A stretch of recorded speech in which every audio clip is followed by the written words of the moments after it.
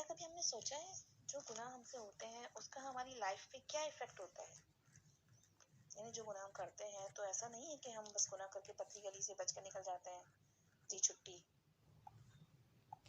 बल्कि अल्लाह ताला के कुछ लॉज हैं। जैसे हम देखते हैं natural laws, laws of physics means ये लॉज भी अल्लाह ताला ने ही बनाए हैं। जैसे लॉ ऑफ ग्रेविटी है, ये तो न्यूटन ने डिस्कवर किया ना, और जितने भी साइंटिस्ट हैं उन्होंने डिस्कवर किए लॉज। लॉज तो अल्लाह ताला ने ही बनाए हैं कि अगर एक चीज आपने ऊपर फेंकी है तो वो फौरन फिर नीचे भी आएगी। ऐसा तो नहीं है कि 1 महीने बाद आएगी, बल्कि फौरन आएगी। अगर देखें नेचुरल लॉज ना होते तो साइंस कैसे करते हैं? तो physics maintain because this laws exist. जिस तरह ये लॉज तोड़े तो क्या होता है, मसला होता है ना। और नेचुरल लॉज जो होते हैं ये इनका रिएक्शन इंस्टेंटेनियस होता है। यानी आपने जैसे फौरन लॉ तोड़ा, इसका आपको फौरन असर होगा। आप देखें आग में आप हाथ डालें तो फौरन आपका हाथ जल जाएगा, ठीक है। ऑन दी अदर हैंड दूसरे कवानीन भी हैं, दूसरे लॉज भी हैं, वो भी अल्लाह ताला ने बनाया है, जिन्हें शरिया लॉज कहा जाता है। इसका रिएक्शन फौरन इंस्टेंट दिखाई नहीं देता। जैसे आप झूठ बोल रहे हैं तो फौरन जबान पर कुछ हाला तो नहीं आता ना। या कोई बंदा हराम माल खाए तो ऐसा तो नहीं होता कि उसका पेट में जाते ही पेट में आग लग जाए या पेट फट जाए। लोग हराम कमाकर हराम खाते हैं, कोई मसला नहीं होता है। तो क्या जब हम अल्लाह की हुदूद को, शरिया लॉज को ब्रेक करते हैं तो वाकई में कुछ भी नहीं होता? आप खुद सोचे, एक लड़का लड़की सारी रात बात कर रहे हैं, बड़ी मोहब्बत है, बड़ा मजा आ रहा है, लेकिन कानून तो तोड़ा है ना।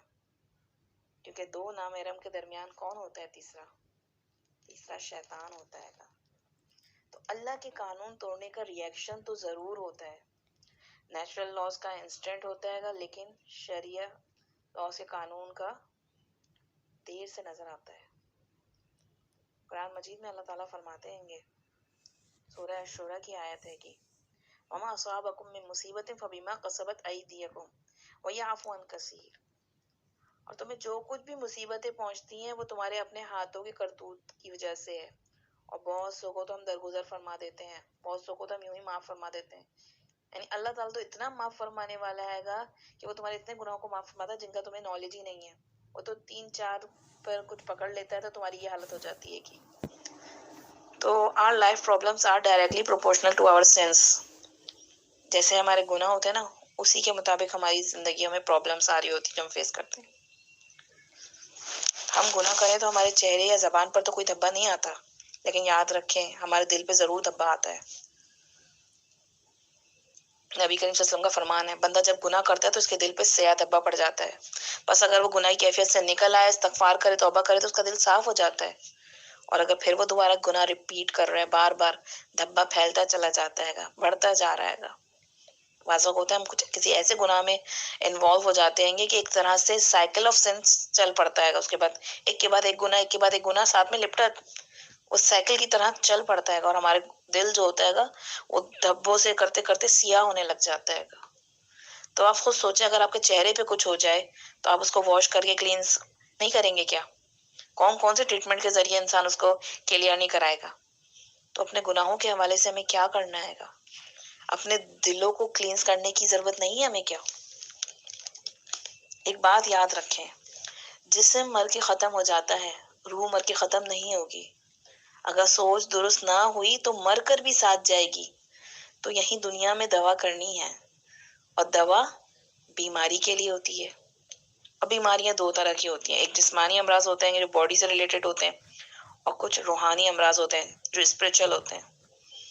और रूह की बीमारी जो होती है ना, वो जाहिर नहीं हो पाती बाहर, बल्कि जिस बंदे को रूह की बीमारी हो वो उसे अंदर से फील होती है, उसे बेचैनी की सूरत में लाहक हो जाती है। तो सबसे पहले ये जानना और मान लेना है कि मुझे बीमारी है, जब ही तो इलाज हो सकता है।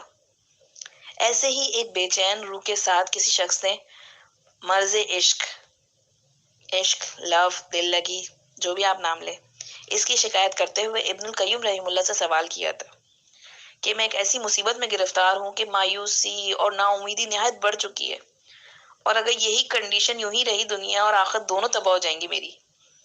तो उसके जवाब में अल्लाह ताला अपनी रहमत करे इब्नुल कय्युम रहमतुल्लाह पे, जिन्होंने बेहतरीन किताब लिखी अल जवाबुल काफी लिमन सअल अन दवाई शाफी, यानी ऐसा जवाब जो काफ़ी हो जाए उस शख्स के लिए जिसने शिफा वाली दवा का बारे में पूछा हैगा। तो इंशाल्लाह ताला हम इस किताब का मुताला स्टार्ट करेंगे, इसको स्टडी करेंगे ताकि हम भी अपने दिलों को पाक कर सकें और हमारे दिलों को अल्लाह ताला इस काबिल बनाए कि हम खुशी के साथ अल्लाह ताला के सामने खूबसूरत दिल लेके रोज़े क़यामत के दिन हाजिर हों। अल्लाह ताला हमें इस्तिक़ामत नसीब फरमाए और हमारे इस काम को हमारे लिए आसान फरमाए। अस्सलाम वालेकुम व रहमतुल्लाहि व बरकातहू।